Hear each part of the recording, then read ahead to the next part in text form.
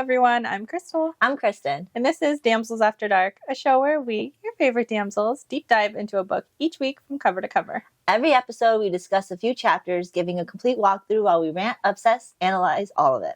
This week, we are still covering the fan fiction Manacled, and we are covering Flashback chapters 36 to chapter 65. Yeah. So we're busting out of the flashbacks finally. God, yeah. I'm really looking forward to it. Me too. This book is free to download, and the link will be provided down below.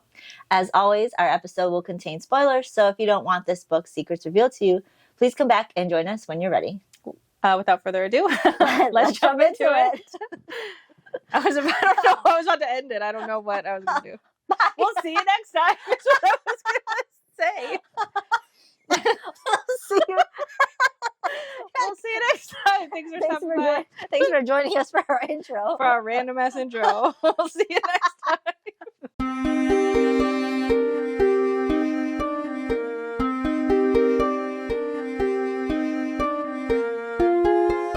So we're back again after missing a week. It's funny because I remember we ended the last episode saying, oh, we'll see you next week because, Crossing fingers. We'll be here next week. And then we weren't, which this time it's my fault because I was moving and I was just not in a place to come and record. So We're sorry.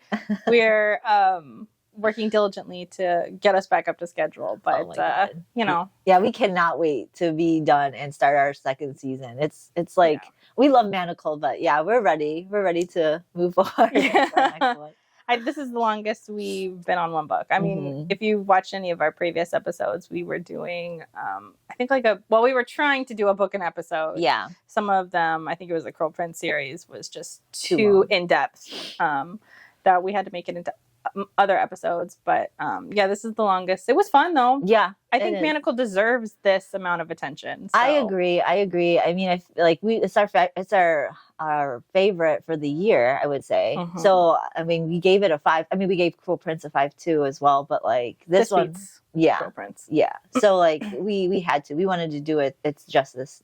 Yeah. That it deserved. Yeah. I mean, we did talk about that before we started filming these episodes, that we were going to break it down because we really wanted to make sure we covered it the way we liked. How do you do this in one episode? I don't think in an hour. How do you talk about all the in-depth complexities and favorite moments in one episode? You can't do it. No, we couldn't. We wouldn't even want to. We would end up have talked for 10 hours. We're like, oh shit, we should have done this in 10 episodes. Yeah, have a whole 10-hour episode. Maybe people will need them all at once, but I don't know. But yeah, I'm glad that we did it the way that we did it. But I am also ready to start our next season and our other books. So, but yeah, I hope you'll join us then. But also, I hope you enjoy this one. And we're sorry we missed you last week. But we're committed. Yeah. Fingers crossed. We are committed to the next couple weeks getting this through. Even though it's the holidays. But It is the holidays. I mean, we're going to be spending time with each other on and off throughout the next few weeks anyway. So, I mean, it'll be easier for us to film. But at the same time, it is the holidays. It is the holidays. But we're committed. Yeah, we say that. We say that, I know. And the next week, we're like, sorry. We got sick again. Yeah. It is 6th season. What are you going to do? It is. Oh, my God. Please, I hope you do not get sick again. I know. I don't want to do that again. It's hard, though. It's hard with kids. I was dying last time. I didn't think I was going to make it. Yeah, it's bad. I think I've made it pretty far this year without getting sick. Yeah, I only got sick like maybe twice the whole year. So. I've been vigilant with the hand sanitizer. Every time my daughter goes somewhere, I'm like, bathe in this, please. I got the spray one. Just spray your hands. Yeah, so much easier than trying to like rub it on their fucking hands. Yeah. Yeah, I just sort of slop it all over the Just put it all over your face. Yeah, the spray is better, but I forgot, I think last weekend or one of the weekends that you were sick, it overlapped with her getting sick because I forgot to bring it. And I saw the moment she put her gross hands on the straw she was using. And I was like, that's going to be sick. Yeah. And she was like 3 days later. Damn it. I saw the moment it happened. Yeah, I did that. Well, I think it was sometime this year. My daughter put we went to the dealership to get the oil change, and she took the remote from the TV there and she put it in her mouth. I was like, oh, she's gonna be sick, and she was. Yep. Then I got sick. That was this time. It was like a few months back, but I was like, oh my god. Yeah. If you said, you could see it. Yeah. You could see that moment. Yeah, it's something that you don't think about until you have kids.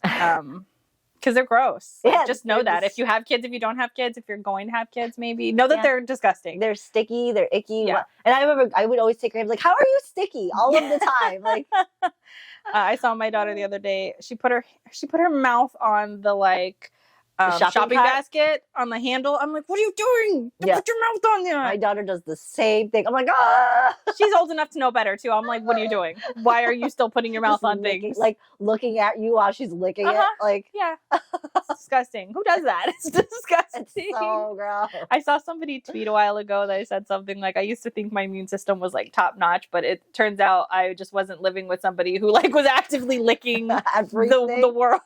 Everything. Yeah. I'm like, yep, samesies. It's a wild ride, but anyways, we're happy you guys are back with us.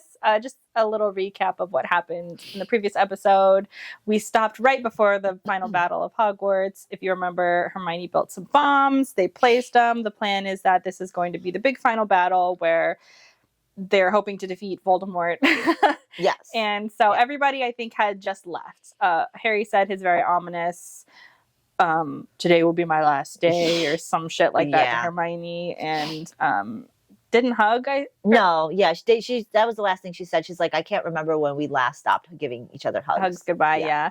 Him and Ron took off with everybody, and so we left with her waiting in the hospital wing, sort of, for things to happen. And of course she's nervous because this is the first time she's ever made these bombs. She doesn't know if everything's going to go right, so she's just waiting there. And so we join her here now, and I think we're in chapter, what did I say, 36? 36, yeah. And so she's just waiting in the foyer, waiting for that like time, because it's just ticking by. I think it's noon they're supposed to go off. And then like a Fox Patronus bursts into the foyer saying, hey, it worked, everything's like good, we're off to the astronomy tower, or took off the astronomy tower and ripped the wards. And so Hermione was just like so like overwhelmed with all the emotions about, hey, it worked, now they're at war, now, you know, like, oh, it's just so much. Can you imagine waiting in the hospital wing, just freaking out? And you're waiting for the chaos of like, and that's the worst kind of chaos. It's not even like the chaos of the battlefield. You're waiting for the injured and this maimed to come your way. So while they're doing this, I think Padma,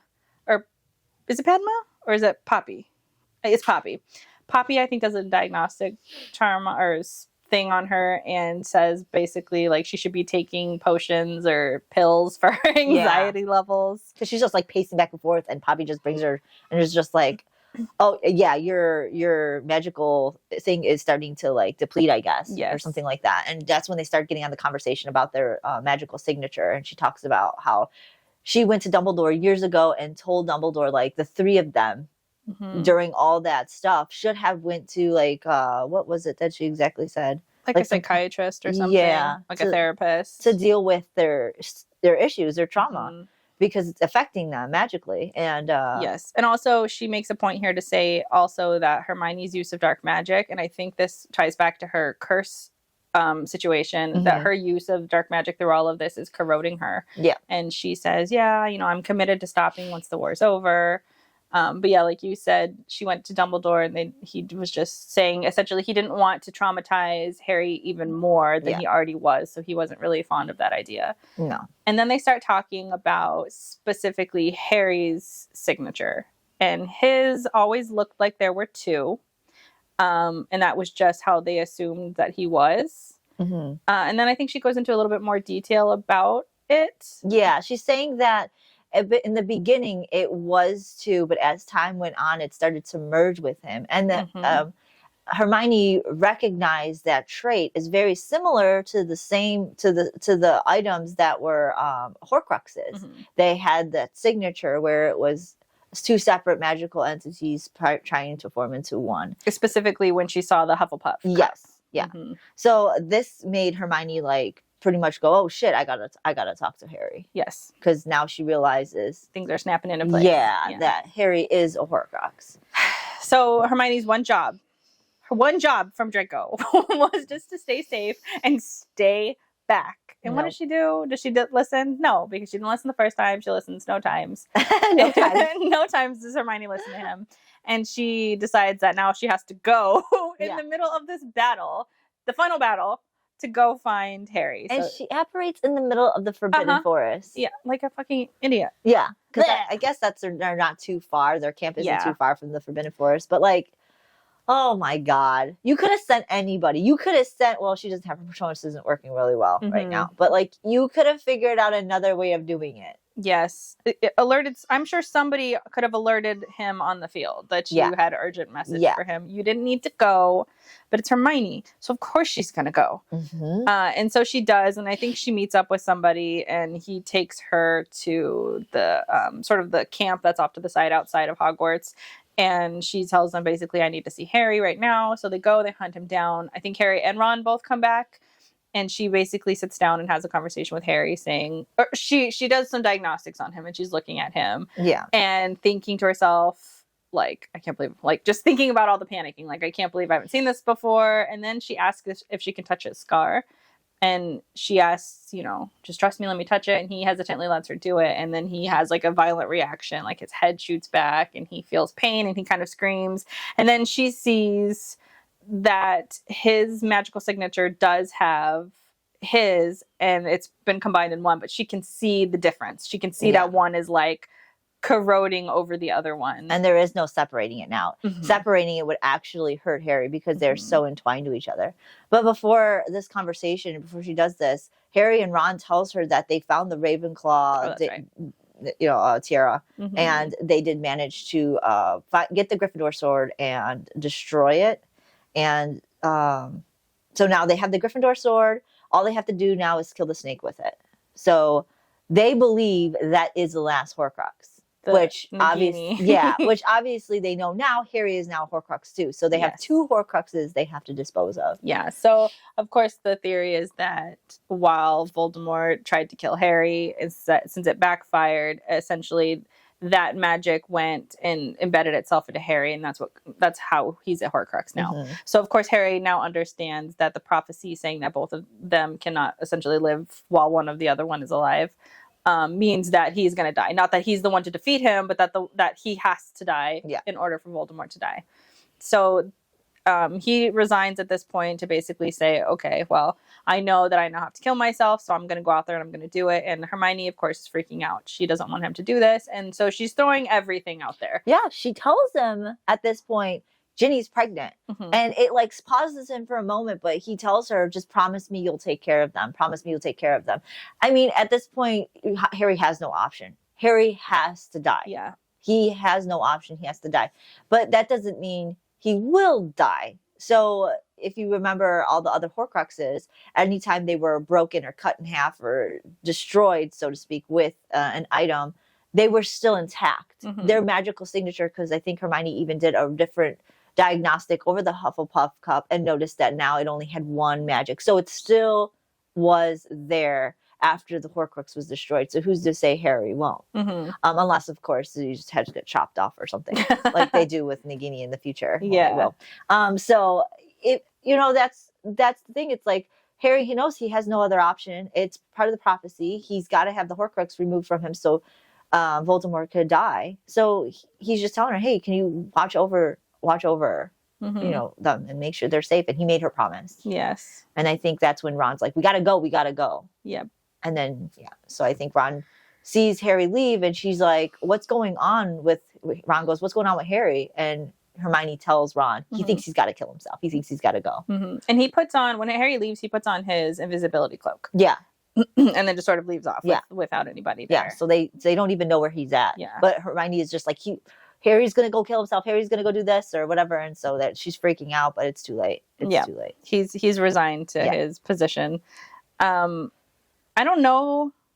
I mean, I know why she said that Ginny's pregnant. I don't know if it was the best thing to say. I don't know if is it good that he knows before? I think he should know the truth. I think he should know the truth. Yeah, but in my opinion, the minute she told Harry, it was even more of a reason for Harry to have went. He was just like, now I really have to do this. It almost gave him more of, It's like, now I've got a kid to protect. Now I have to. Now Now I there have is to do no this, other yeah. reason to not do it. There's more of a reason to do it. Mhm. So, but I don't think.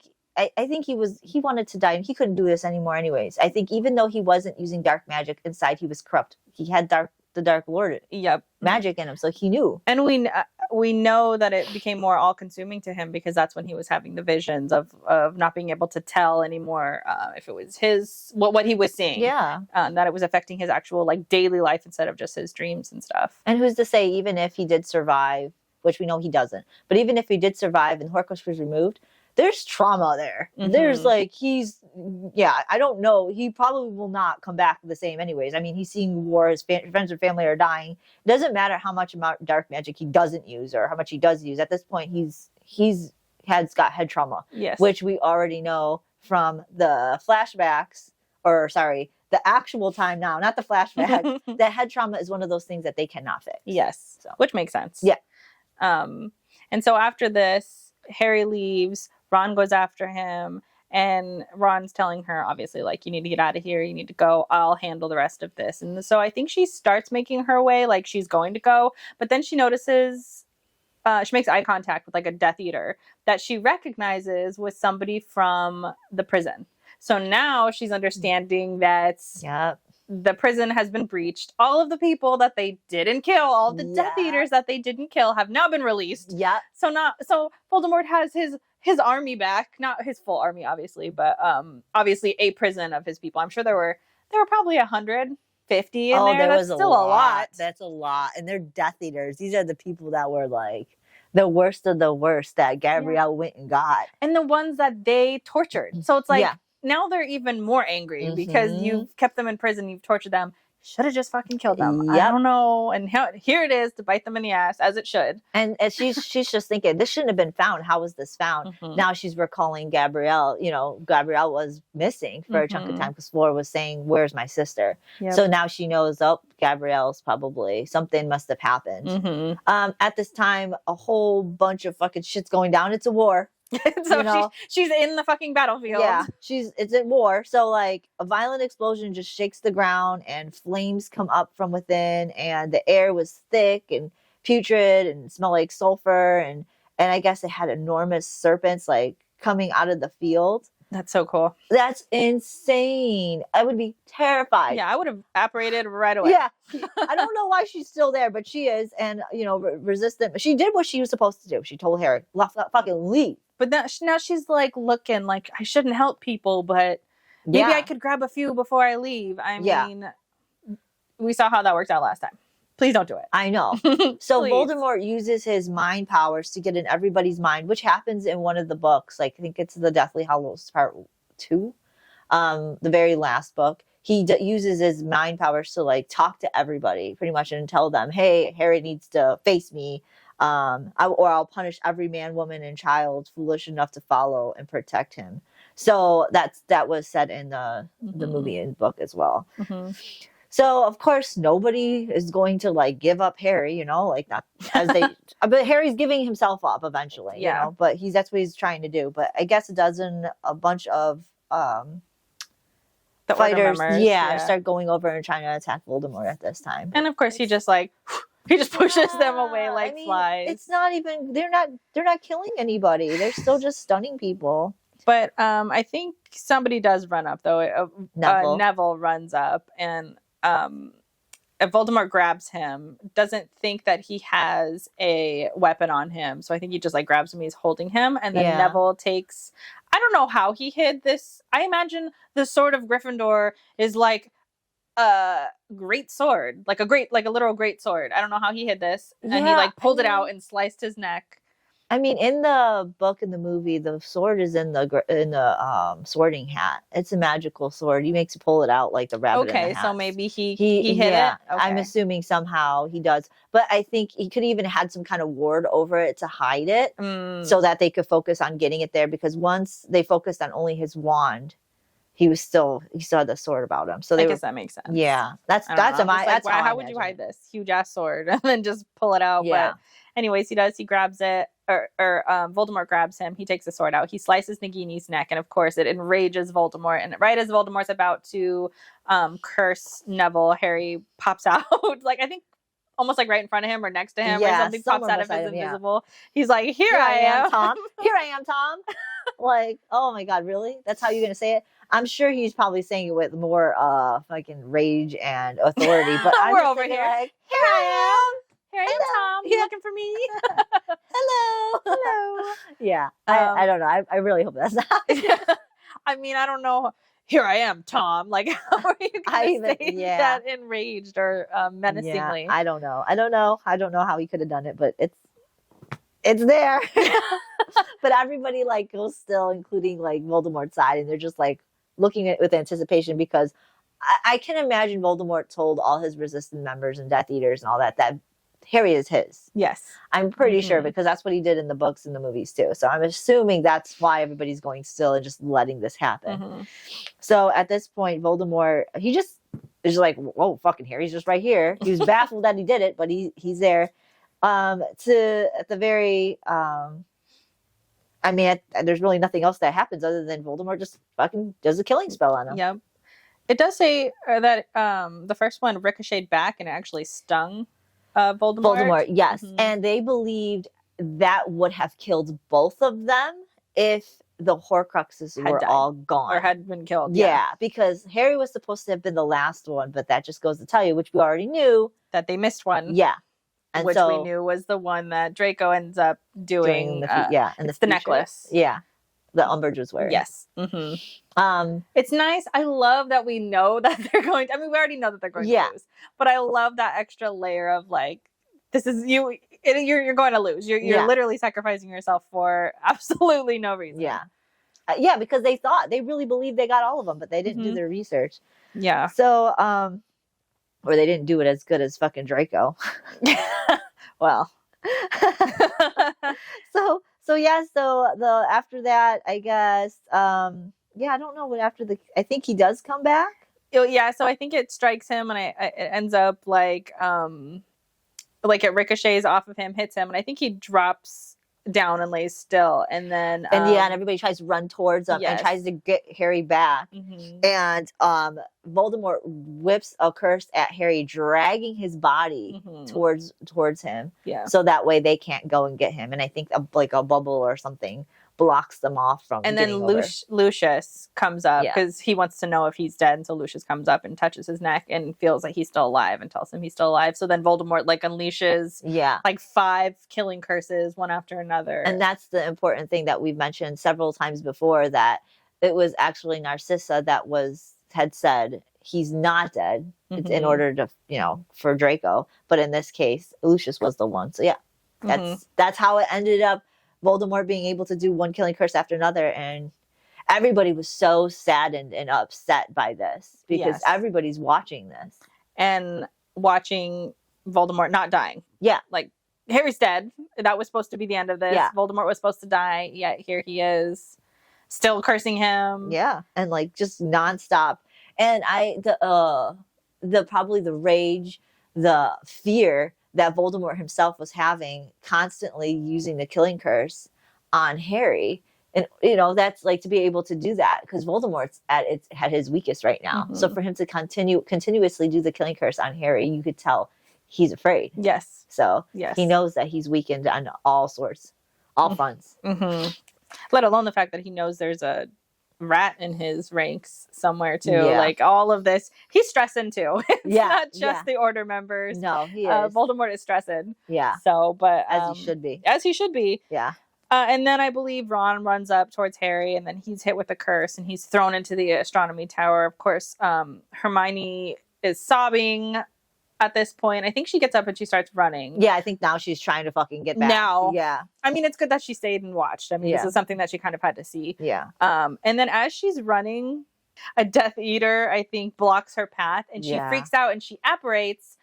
And then she's in a lake and she's drowning, and she picks up a stone and hits the Death Eater in the head with it. And then the next thing that she knows, everything goes black. And then that's the end of chapter 36, and we wake up after that in chapter 37, and who's standing above her? Draco. Yeah, he's like, oh my God.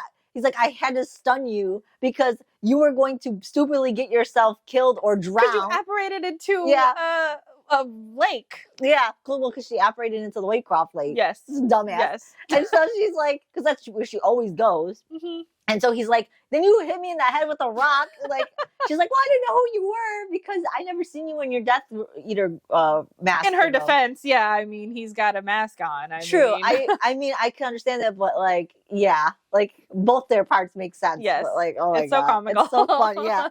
Here comes this crazy ass war and you're freaking out. Yes. And he's probably like, what the fuck is job? Just chill out, you're gonna fucking drown. Yeah. And then he gets hit in the head with a rock. Oh my God, it's great.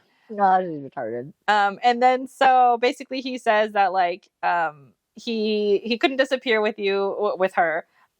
He sort of apparated her to the shack, left her there. I think he had to go back to Phil's duties, and now he's back. And then she's thinking basically that everybody was at Hogwarts except for Snape, and so she's thinking that really the only Order members now are left are her and Snape, and I guess technically maybe Draco.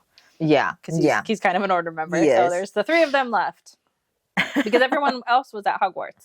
Everybody's at Hogwarts except for the people at The safe house. the safe house, and there's like maybe 4 or 5 people at the safe house. Yeah, like the healers. Yeah. Basically non-actual like fighting Order members. But Draco, he tells her, he's like, it's over.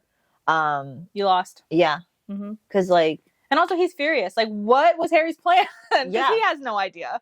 no. And he's just like, was this a suicide mission? Yeah. I thought this was your guys' grand fucking Yeah. scheme. And she's like, well, he was supposed to be the last Horcrux, and like clearly he wasn't. There's still one more out there. We have to find it. And he's like, no. Yeah. The war's over. That's it. I'm taking you. We're going. We're leaving. And she's like, I'm not leaving without Ginny. Yes. I'm not leaving without Ginny. And he's just like, oh my God. So I think they do. He's just like, send a Patronus. And I think nobody answers her Patronus. She can't send one. Oh yeah, she can't. Because they aren't working. Yeah, and I think that's when they do go back. Do they go back at this time? Yeah. So essentially, he tells her a little bit about like the fact that there were 10 different. They talk a little bit about the battle. So he says to her like, there are 10 different plans. I was told about what was going to happen and how this fight was going to go down. I didn't know what the actual one was because Voldemort was so scared. He's just telling everybody everything. So he found out too late that all of the prisons and all of the safe houses, They were all gone. they've all been ransacked. They've been demolished. And I couldn't send word. Like I found People out are too late. dead. There's no captives. Like the captives that they do have are being sent to Sussex or the prison and the Hogwarts, and they're being tortured and killed. Yep, they're not being held for long. And that's why he says to her too, like, we're not going to go get Ginny. The safe house that Ginny's at has already been gone. Which it's almost, even though she's stupid and reckless, it's beneficial that she was on the battlefield when this happened instead of at the safe house. I was thinking that too with Poppy. But like, who's to say she probably wouldn't have defended as much as she probably would have sat in Ginny's room with her and defended her and then maybe apparated out of there as best as she could. There may have been a way that she would have gotten her and Ginny out of there without what's going to happen next. Yeah. Who knows? We don't know. We don't know what would have happened if she stayed back, but she didn't. She managed to get herself out with Draco. Well, Draco managed to get her out of there. And what ends up happening is she has this whole discussion and Draco tells her like, oh no, I think this is when she realizes even more so that just not only the Death Eaters were taken out of the prison, but the safe houses were also, gone. She's like, there's only one person that knows all of this. And that's Fleur. She was the one who casted all these spells. Yes. Gabrielle was the one that they must have gotten for the prison. To lure her out. Yeah. To lure the sister. So then when she got Gabrielle to get to the prison, now they know they got Fleur to get all the safe houses. Yep. And even Fleur didn't even have to say anything. They could have just did the mind thing. And that's how they got all the information. So she knows that they're gone. Yep. Both sisters are gone. And so she's begging Draco, basically saying, like, look, I'll go with you. I'll go anywhere you want me to go. Whatever you I want. need Ginny. I'll do whatever you want. But I promised Harry that I would take care of Ginny. We need to go get her. And then she tells him she's pregnant. Yeah. And if we don't go get him and they find out that this is Harry's baby, then Voldemort can make another potion. She names the potion. I don't know what it is, but in order to prolong his life even more. So like it's paramount that they go get her. Yeah, because it's the blood of his enemy. Yes. And so sad. Yeah, it is sad. And so Draco relents. Fuck. He's like fuck. fine, let's Yeah, go. yeah. Let's go to the safe house. We're doing this together. And then she even says, like, if you don't go with me, like, I'm gonna go. So so then he relents. He grabs her. They apparate. They put an invisibility thing over themselves, but the minute they get in there, it sets off alarms. Yes. And so Draco, because there's spells flying everywhere, and so Draco, reveals himself, but she's staying back covered. Well, actually, she runs forward because he's like fucking Granger and chases after her. But she's still at the time though when she's invisible. When all those spells are flying, she's still staying back. He uncovers himself, tells her, and then she goes. Yeah, so he walks in and tells them like, "Hey, it's they me." open the door. Yeah, they're like, "We're sorry, we thought it was extra order members." And he's like, "I need a status." Because remember, he might not be the High Reeve now, but he's a general in his army. So he walks in. He's like, "Give me the status," and they say basically like, "Everyone's dead. We blew it up. Here's, everybody's been taken to Sussex, any of the remaining people." And so she's like walking up the stairs and trying to get to Ginny, and she sees that the door was just like busted through from all the wards and shit. And they told them that she was taken to Sussex because she was like prime target with all the fucking the disease that she had. So she was just like, oh good, they still thought she was diseased, so they probably wouldn't have touched her. Yes. And Draco ends up killing those remaining Death Eaters that are there. And then as she goes to her hidden closet and starts packing a bunch of crap. And as they're in that room, she sees Poppy on the ground, bleeding. And is it Padma or Poppy? I thought it was Poppy. It's Padma. You're right. It was Padma. Too many P's. I don't know why we got to have all the P's in this room. So she sees Padma on the ground. Padma's bleeding out. She's in a pool of blood, and she's the one who confirms that they took Ginny to Sussex. And so Hermione's like, okay, well, I'm gonna do something to ease the pain and do this for you. And Draco is like, no, I'm just gonna kill her. So he walked over and he does a silent like another mercy killing, but very gentle. Makes it faster than a potion, and he even tells her that. And then he takes Hermione. They apparate back to the shack, and Hermione's pretty much begging, like, we have to go get her. He's like, nobody goes in there, or nobody comes out of there. You go in there and you die. Like, they're gonna torture you. I mean, she knows this isn't a secret to anybody. Nope.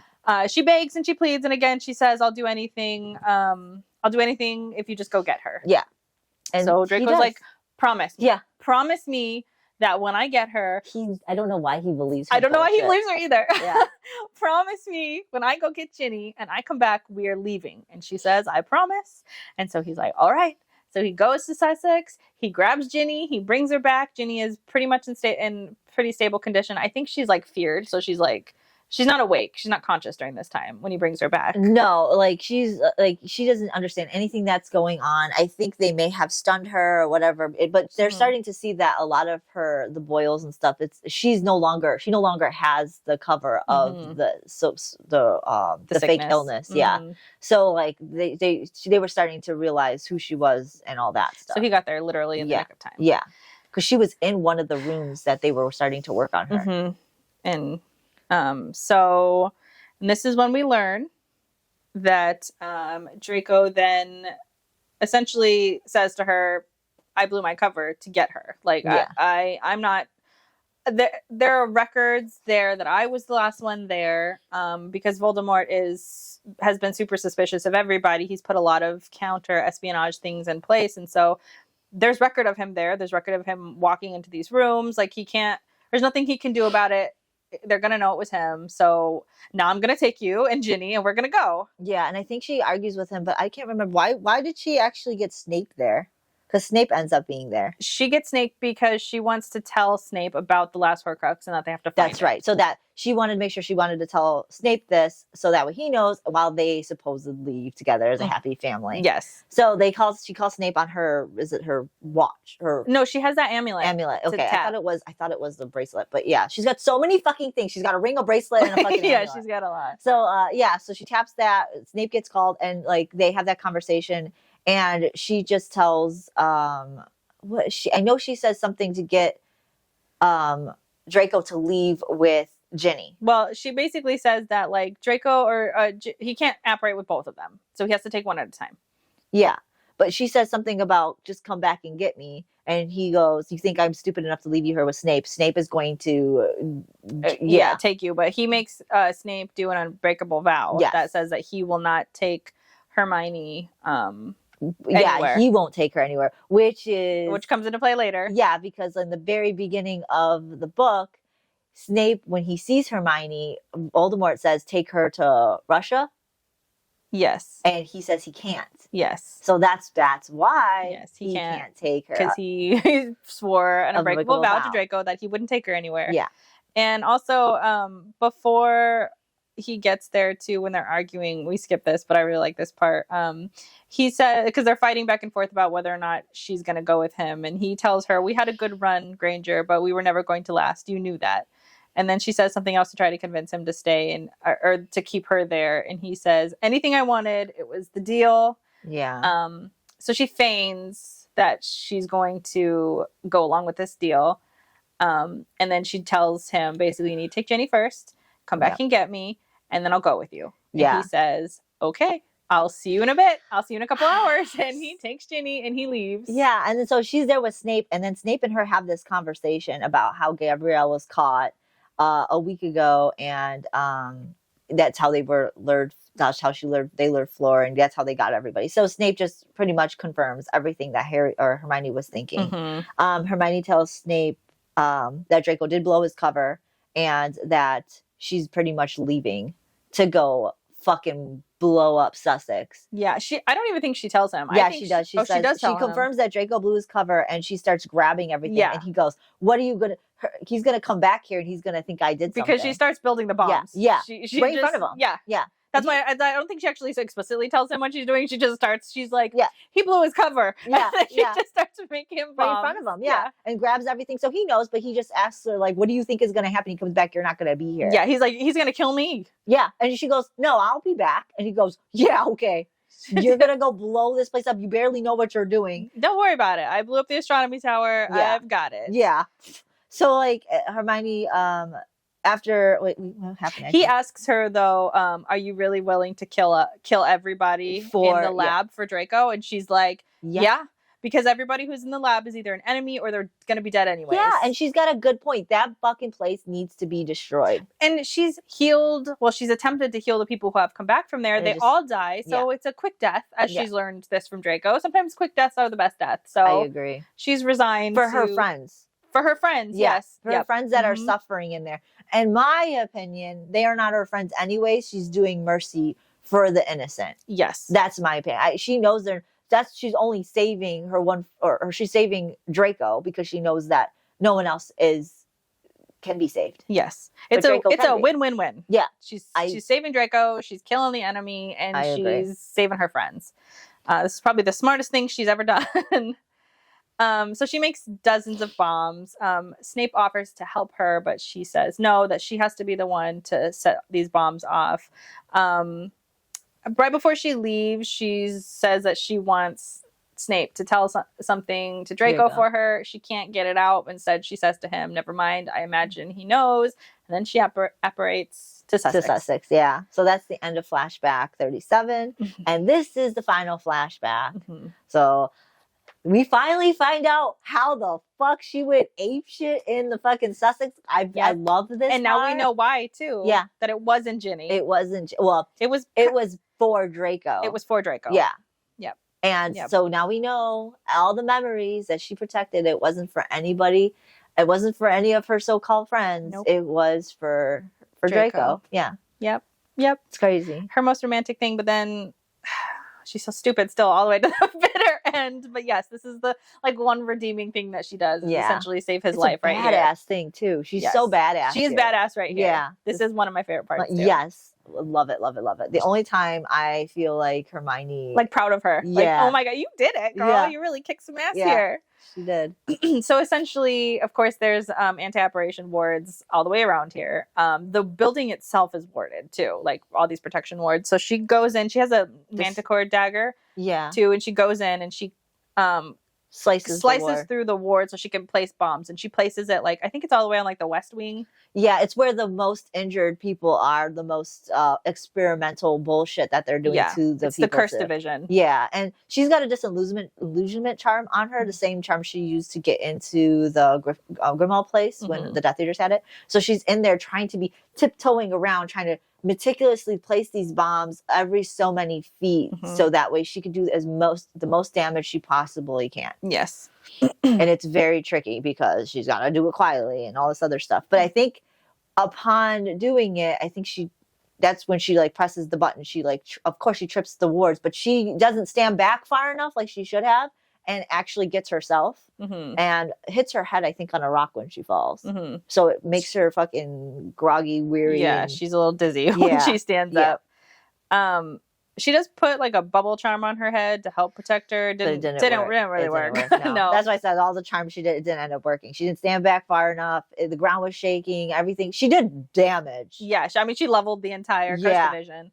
And so then she sees that. Then she starts heading back. She's like, "All right, let's go. Let's run on out of here." And then the Dementors start flying. There's like hundreds of them that are released because, of course, the Dark Lord has allied with all of these dark creatures, and so there's werewolves now everywhere. There's vampires that attack her. Yeah. So and she's trying so hard to use a Patronus to get the Death Eaters because she's starting to feel all that the emotions of despair and coldness and iciness. And so as she's trying really hard to throw out a Patronus, she just can't.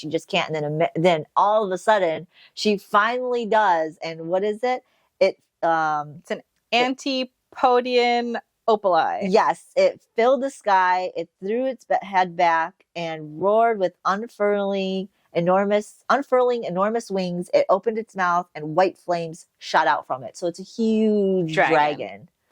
It's a huge, menacing, evil, beautiful dragon. I would love for my Patronus to be a dragon. Wow. Side note, my Patronus is like a quail. How do you find out where your Patronus is? And that site, the Wizarding World. Oh, I need to do that. So I got my wand, I got my house. Quail.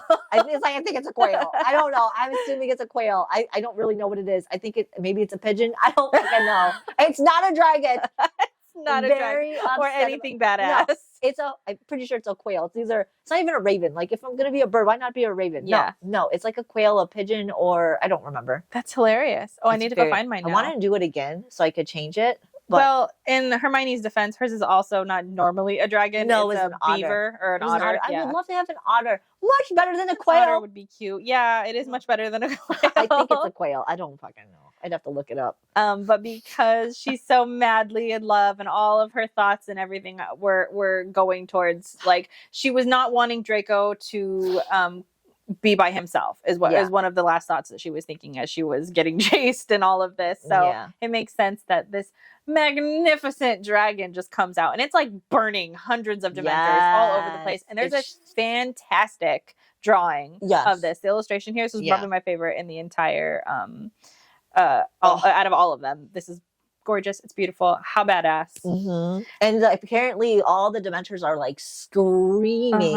The sky was filled with screaming Dementors and Dementors being set aflame and being pushed back. And I think the dragon like chased them too. Yes. But as soon as the dragon got most of it out, there was still some Dementors coming back towards and there's werewolves and hags and there's everything. So Hermione starts running and she does something that's magnificent. It's very similar to what she does. Exactly what Draco does.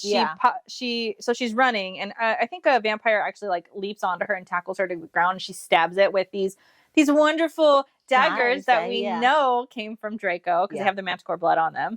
And then she like stabs it and kills it, and then as more are coming, she stabs it into the ground and it liquefies the ground around her, and then she ends the spell, and of course it kills it, which is exactly what Draco did when he came to rescue her, which I love this. And then beautiful. It is beautiful. And then she's rolling around, stabbing things, she's hexing things. Yes. If not for Draco, she would have been dead already. Yeah. Because this is all a product of Draco's training. Everything she did, all of the hexes, the knife work, the killing, all the, and we'll find out eventually how many things she actually kills. And she's because she kills a lot. She's trying. She doesn't even care. It's not like she's aiming to kill these things. She's aiming to get out. So she can operate. Yeah. All she wants to do is get back. That's all she wants to do. So she's fighting for her life to get back to Draco. She don't give a fuck about any of this stuff. She just wanted to get the Sussex building burnt down so she could fucking prevent him from being found out and run back. And so it's just like even every 10 meters even is just so much trial and tribulation just to push through. Can you imagine like every 10 feet you're just like getting fucking stabbed. wrestling like, and stabbing shit. I just need to get to the end. That's all I want to do. Yes. Yeah. And then so I think she does one final, like a werewolf grabs her or something, and a werewolf grabs her and she slices its hand off of her and then guts it. And then somebody grabs her. Yeah, well, I think he does a spell. Disarms her. Yeah, he disarms her. Her wand goes flying, and it's Graham Montague. Fuck this dude, man. So he is obviously obsessed about getting her now because of the cave thing. Yes. If you remember, he was in a position where they did something magically to him. So when he woke up, now all he does is obsessed with obtaining Hermione in whatever way, shape, or form, killing her, fucking her. It doesn't matter. He's just obsessed with her. And so he says to her, "Today is my day, I'll say. It feels like only yesterday I saw you. I didn't expect to find you this quick. Manage this all by yourself? I bet I'll get my dark mark for this, for begging you." Which I believe he does. He does. That is how he got his black mark, his dark mark. Black mark. And then he grabs her wand, snaps it in half, and she's devastated because she can't operate without her wand. She's stuck. And so she resorts back to her wand or her daggers, and she throws a dagger at him, and he throws up his wards, but he threw it up too late, and so she gets him in the shoulder with it. And then I think she charges him again too with the other knife, and I think she stabs him one more time. Yeah, she gets him a bunch of times. A couple times. She fucks his world up. I think she even tries to kick and punch and all that stuff. I think she gets him then. Yeah, I think he was ill prepared for Hermione to be charging him with knives. Yeah, and I think at one point she attacks him to where his wand is out, and they both try to go after his wand. Yes. And she manages to. She stabbed him so much that he's so injured, bleeding out. He's having a hard time getting up himself. Yes.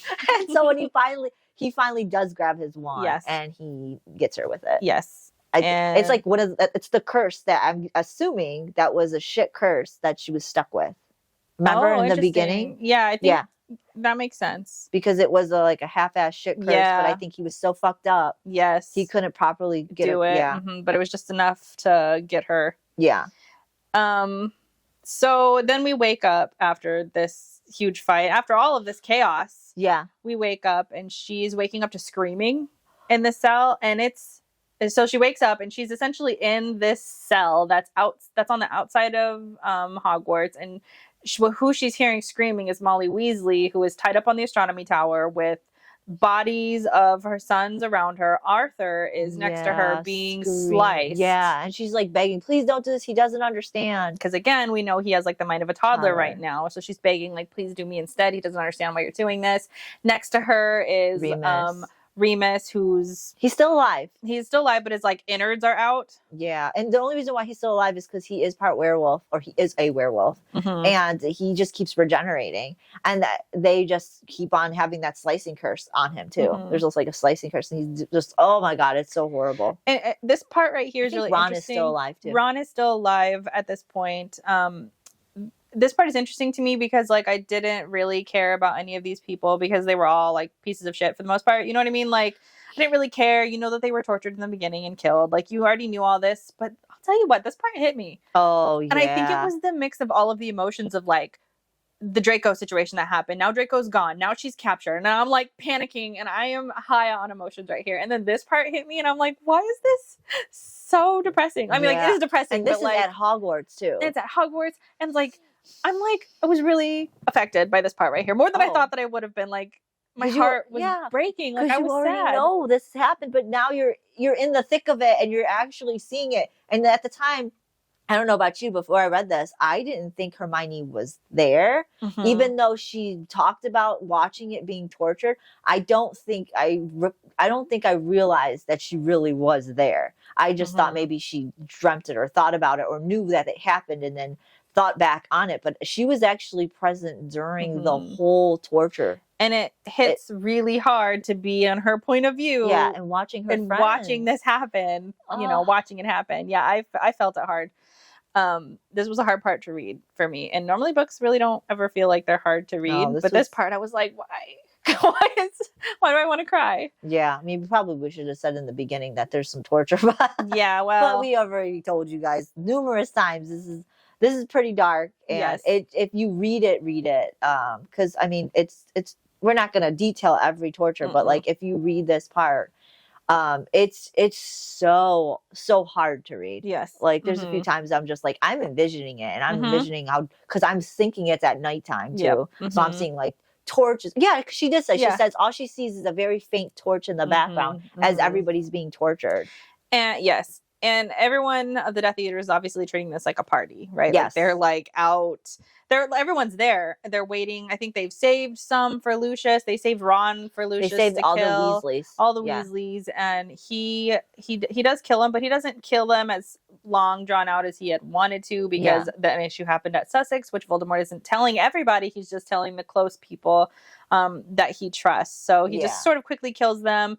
Also, they mentioned that Harry was he was put up there, and then a rotting curse was used on him, so his flesh rotted away. So it's like just his skeleton is up there now. And they did that on purpose because people really believe that Harry was still going to come back to life. They wanted to make sure, look at you fucking Gryffindor. There he like, is. Nobody's going to bring him back. He is dead. So then Hermione is also I think she pushes herself to the back of the cage because she doesn't obviously want to see her friends get tortured and everybody else who's up there. And she's also noticing when she's back there that her clothes are different. So her cloak and robe and necklace bracelet were taken off. She's got so many shit. Yeah, that's what I was saying. She got a lot of shit, but she still has the ring. She does still have the ring. And of course nobody else can see it. That's why it wasn't taken off, because only people who know it's there, know to look for it, can see it. She's in some like shabby gray thin dress. She's hearing somebody yell Malfoy, and she understands then really quickly that it was for Lucius. Not, I would have been like, where's I know, I would have too. Because I think she actually screams for who does she starts screaming for Draco? No, because she can't do that. I thought she starts screaming for somebody. I don't think she's screaming for anybody, because she's trying not to get noticed. Oh, no. I think the Death Eaters are screaming. Because they scream Malfoy, but I think they're constantly screaming for Malfoy to come over. Yes, because they saved a person for him. Okay. I think she's just screaming, like sobbing, screaming. Yeah, upset. she's upset. She's crying. And Molly is also now screaming because Ron is getting tortured. So I think she's kind of in the back of the prison, sort of behind people. But then, lo and behold, Umbridge is like mere inches from her face. And she says, Christ, man. Oof. I believe I recognize that deceitful little face. This is where it starts. And essentially, Umbridge is like, I want this one. And the guard's like, no, you can't have that one because Voldemort will want to interrogate her. And he specifically said, I want this one. And I think this is a whole nother Death Eater that comes over and tells Umbridge, like, no, you can't have her. And they have a discussion about how, maybe he won't miss this one. He's got too many other ones. He's got more important ones to interrogate than this one. Yeah. So Umbridge basically is like, okay, well, I'll take her, and of course I'm just gonna do as much as I can do. Like, I'm not gonna hurt her, I'm not gonna kill her, I'm gonna just prep her and get her prepared. I'm gonna take her with me. And so as soon as Voldemort says her name and asks for her personally, specifically, then I will deliver her. So that was the promise she made to this Death Eater. But obviously we know Voldemort didn't ask for her by name. Yeah. Forever. He clearly forgot. Yeah, or like Graham was the one who asked for her to Voldemort. Yes. That's how they remembered her. So this whole time she was just like, oh yeah, I'll bring her and prep her for when Voldemort wants her. Yep. That bitch. Yeah, she's so stupid. And also we find out here too that which we know Dolohov is dead. Yeah.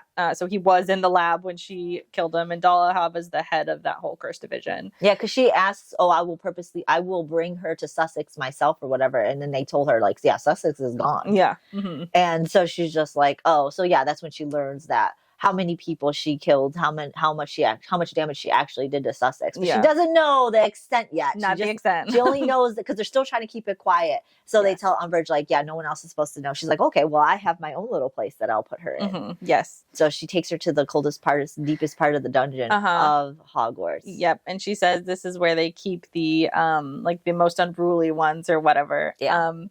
And then she also says something too that like she doesn't want Voldemort to interrogate her first because he kills them so fast when he does it. So she wants to do it. And again, she already convinced the Death Eater to let her go. So, and I think they both go down there, and she says that they need to put the magic suppressor on her. So they put the manacles on her. So now she can't do any magic. She realizes that these are way different than the ones that they have been watching over and looking at and trying to analyze. These are much more strong. They're stronger. They're more in tune to sucking magic out, and they're just better all around for suppressing everything. Yep. Because these are the latest and greatest models. Yeah. Now, one thing that's really important to note here is that as they're walking down here, Hermione is of course freaking out because Voldemort can't look into her mind because everything she did was to save Draco, and the moment he looks in there, obviously he's going to see Draco. So she starts panicking, and this is before the manacles were put on. This is before. So as they're walking down through Hogwarts, I imagine, she's panicking and she's filing away these all of her memories of Draco, and she's pushing forward all of the trauma, all of the death, all in the front, so that when he looks into her mind, I mean, she knows that she's not going to be able to resist him forever, but she's going to do her best to just like bury Draco as far back as she can. And so that's what she does the entire way down. And so when she gets down there and they lock her manacles on, it locks her mind in the way that it was. And so that's why she's so whiny and depressed the entire first half of this book, because the memories of the war are the front and center. They're like the only thing hovering in her mind. That's what she purposely has it in a state where it was continuous. So every moment that passes, the war and the tragedy is in the forefront, and it's bringing it further, closer and closer to the front of her mind, and it's bringing Draco to the deepest part, and it's continuously going. It's not stopping because that's how they locked it on her. So it's an ever-going thing. And which is why they calcified, because it kept repeating the same thing over and over again, and it only calcified those memories that she hid, which were all Draco. And and it's funny because she's trying to forget Draco to protect him, but at the same time, she's upset at herself because she realizes what happened the minute the manacles locked. She wanted to try and remember Draco, but then she's just like, I can't. But I want to, but I can't. So she's going through that motion as well. Yes, locked into that. Yeah. And she wanted to push all of the other stuff to the forefront, obviously to bury him, but also because she wanted that to be what Voldemort saw, so that he could just see that she was nothing. She was literally just a healer, and that's all she did. And she's of no significance, so that maybe he wouldn't dig down deeper. But then obviously that ended up backfiring because she calcified these. So it was like obvious that you were hiding something a lot deeper. And so her Umbridge silences her, and she goes, like, does the silence charm on her, and she goes, you'll understand later. And so now Hermione understands, she does immediately, that she's in pitch dark. She can't talk. She has no magic. And all she sees is a faint fucking torchlight in the far back of wherever. And then the door closes, and now she has no light whatsoever. And her ring is constantly burning over and over again. And she realizes that at some point, food's getting to her every now and then. She's living in this madness. She's not, like, at the beginning of the book, it's the same thing, So it just gets worse and worse. So she takes the ring off because she tells herself, I can't be reminded of him because every time I think of him. So I'm going to put it off to the side. She goes to the corner of the cell, puts it there, buries it. And then she gets so sad and upset at herself. She's like, what if I took it off now? Now he's going to think I'm dead, or I don't know if he's alive. So she goes back frantically, puts it back on. And that was the last thing she did before she forgot Draco. Yes. And also she locked in the idea that, like, he's going to come for me, but eventually that She doesn't know who. Yeah, eventually it transitioned into somebody's going to come for me. I don't know who's going to come But for me, but somebody's I going know to. I need Yeah. to hold on because somebody's coming for me. Yeah, because Draco now was little by little being diminished from her mind, Mhm. pushed back so far. She has the concept of something important, like because she kept saying at the beginning of the book, somebody is important. She's doing it for something, but she can't remember why. And she said at one point she was trying to remember, just to kind of remember him, but everything was slipping through her fingers. Mhm. It was just, she just couldn't grasp it in her mind anymore. Mhm. And the ring stopped burning. Yep. The ring no longer burned. Mhm. This is magnificent. Yeah. This whole idea, this whole concept, this execution right here is, in my opinion, just absolutely magnificent. This is so smart to like bring us here in the beginning and then bring us all the way back and then have the perfect, like, I don't see a plot hole anywhere in here. It was perfectly well done. this. Yeah. And that was the end of the flashbacks. Yes. So now, what we anticipated for, now we know the truth of the matter. I mean, there's still some things Draco will fill in for what his part was. Mhm. But like, we're talking years later. What's going on? Where's Ginny? You know what I mean? Yeah. Like, we know Ginny's alive. Yeah. They had a whole relationship. Yeah. She burned down a Sussex for him. Yeah. She was supposed to come back. She didn't. What has Draco been doing for 16 months? Yeah, exactly. And he's married. And he's married? Yeah. Like, holy shit. So she's waking up to this because we're back. We're obviously we're we're in book 3 now. Uh-huh. So like she's back. She's I won't say alive. She's awake. She's alive. She's alive. I think she was out for like a couple weeks. So you know what? She is alive.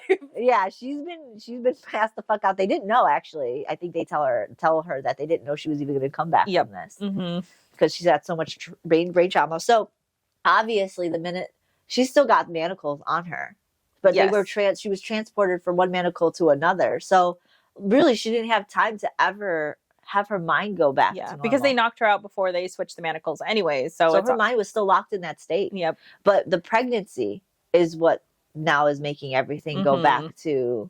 is decalcifying all of these memories. Yeah. And so, of course, when she wakes up, her head is throbbing. Remember, she's been like terribly, terribly ill from the moment she got pregnant. So it hasn't stopped yet. She's trying to wake up. Her head's hurting. Draco is there. And he touches her shoulder, and I think she screams. Yeah. Which makes sense. A lot of shit has gone on for her. She's still trying to figure... Her memories are... Even though we watched it... Well, read it. We read it in order of flashbacks. She is not getting them back in order. No. Mm-hmm. So even though we know what's transpired, she does not remember if this Draco is this Draco now, the Draco before, which Draco is this Draco, and what order was it? When did she go to Sussex? Like, she doesn't have a fucking clue. He says to her, but when she wakes up, like, "Oh, you're still alive. I thought you had..." Oh, no, she says that to him. Yes. She says to him, "Oh, you're still alive. I thought that you had died." Yeah, that because her memories aren't in order. Yes. Mm-hmm. And he's looking at her like, shit, you're remembering. You remembered everything. Yeah. But I think he doesn't know to what extent. I think he's knowing that she's starting to remember. So he asks her, "Are you remembering? You're remembering now, aren't you?" And she's just like, she nodded, and she's like... That's when her thought struck that she just doesn't know what has been going on, but that now she recognized that he must have been the one to kill Umbridge. All these things that we've been saying throughout the time that we've been discussing the book, she's coming to realize. Yeah. And he confirms, yes, he killed it. Yes, that was the last Horcrux. Yes, that means Voldemort is diminishing rapidly, which she already sort of pieced together in the beginning. Yeah, called out the fact that he was dying. Now we know why he was dying. And then he also confirms that Ginny is alive. He didn't kill Ginny. He took some other witch and said that was Ginny, and they all believed it. He took Ginny away somewhere. Ginny had the baby, named it James Sirius Potter. Yeah. I hate that name. I mean, I like James. Well, I know why we have Sirius in there. I just don't like the flow of it, but whatever. It's funny because he does actually, in the book and the movies, he does have a kid with Ginny, multiple kids, but it's a boy, I think is the oldest, and it's still a boy, but I think it's James, it's Severus.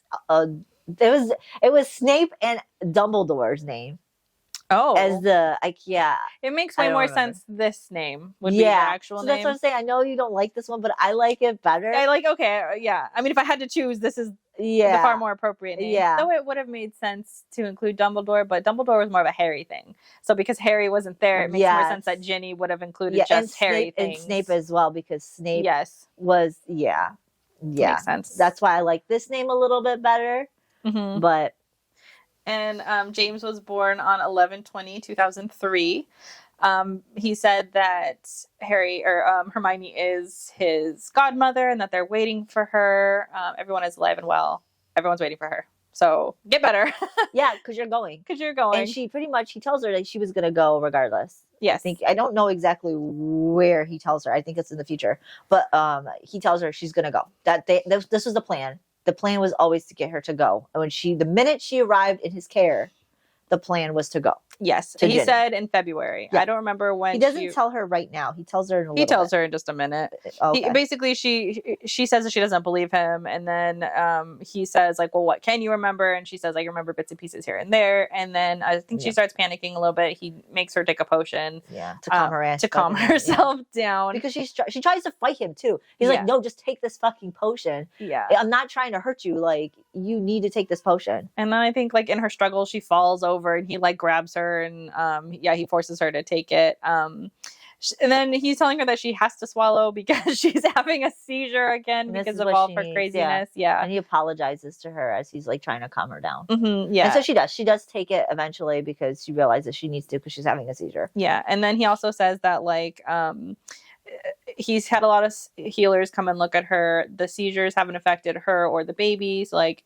she's fine. Everything's fine. Just relax. And then this is when he gets into a whole conversation about how he tried looking for her. He tried everything to find her. Mm-hmm. And when he did use a genetic tracking thing on her, he ended up finding her whole family. And she starts panicking. She's like, oh my God, he found my whole fucking family. Like, this is a fucking killer, a Death Eater. And he was like, everybody's fine. I just was looking for you. Everybody's good. I don't think he introduced themselves. He didn't say anything, but he just said he tracked them down. Yeah. But she was nowhere to be seen. But yeah, he said he went down to her very last family member looking for her. Yes. Crazy. And he was like, he said that they obviously didn't find her until he heard about the program that was going. And that's when Graham had requested her.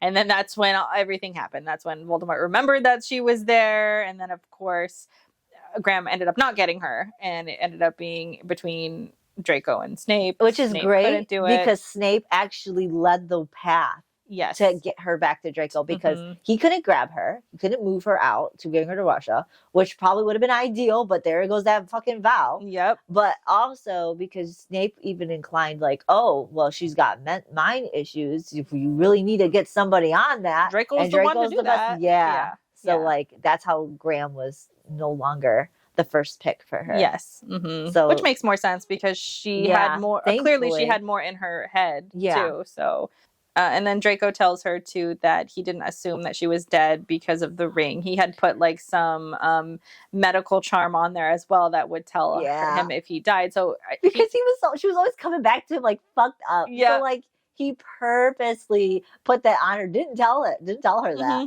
So he always knew at some point that she like what kind of health, like I'm guessing her pulse or like a health things. Yeah. Like so he knew that it wasn't because of that she died, that the ring wasn't active anymore on her end. He knew that she had taken it off. So she's like bombarding him with all of these questions. Yeah. And he's like, you know what? Just why don't you go to sleep? I'll tell you everything you need to know when you wake up. We can have this conversation in the morning. You literally just woke up. Yeah. Can you imagine? Like having all that go down and then now she just comes back as if they were just saying goodbye to each other to go take Ginny away. Yes.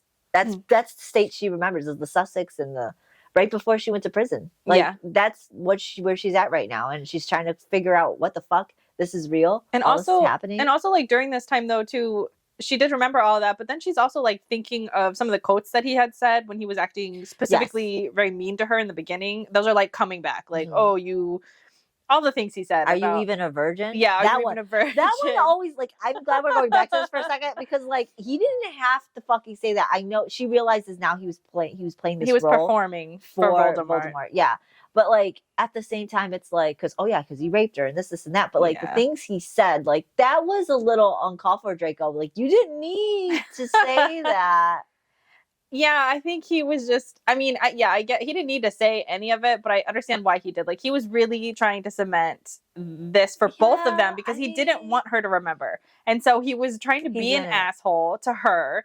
And those are the things that he knew would be stinging to her. Yeah, which was very similar to how he treated. Okay, so yes, he didn't want her to remember, but he was also this way to her when they were playing that game of spy. So like, because he's meanest when he's vulnerable. Yes. And so raping her is a vulnerable thing for him. He didn't want to do that. We knew in the beginning he didn't want to do that. Yeah, the raping thing wasn't the thing where it's the way he was talking to her. Because you got to admit, he said a lot of the same shit.